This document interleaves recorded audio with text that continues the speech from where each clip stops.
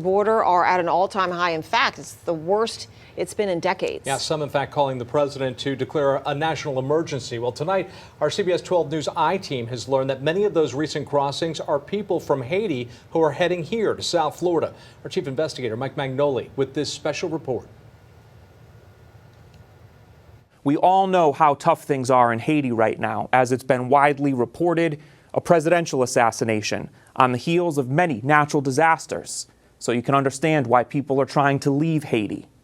In September alone, more than 17,000 Haitians crossed into the United States at the Texas-Mexico border. And when we're talking about those who were apprehended versus those who slipped through undetected, by most estimates, it's 3 to 1. We're about to take a look at this crisis through a unique perspective. A Jupiter man who was in the middle of everything, trying to help. I felt like I needed to do more. So that's what we felt we could do at that time. John Rourke gives a soccer ball and some candy to a Haitian boy under a bridge in Del Rio, Texas. It's the bridge which came to symbolize the out-of-control nature of the illegal immigration crisis. Rourke led a humanitarian mission to the border in September and unexpectedly found himself in the center of the action that was making international headlines. More than 12,000 migrants, mostly Haitians, have crossed here to this makeshift camp and are waiting to be processed into Border Patrol custody. And it wasn't like, 100 people or 200 people, it was thousands of people, from newborn babies to older men and women. Just from my personal experience talking with the thousands of people that were underneath that bridge, it was probably 85%. The vast majority are coming, and specifically to South Florida.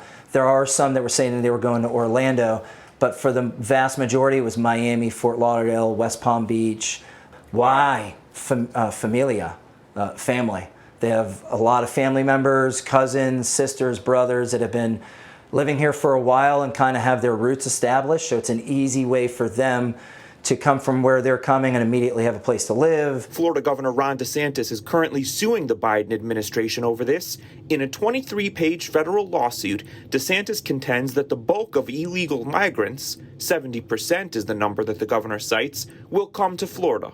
And the governor believes this administration needs to reimburse the state for the cost of handling that influx of homeless, jobless, undocumented immigrants.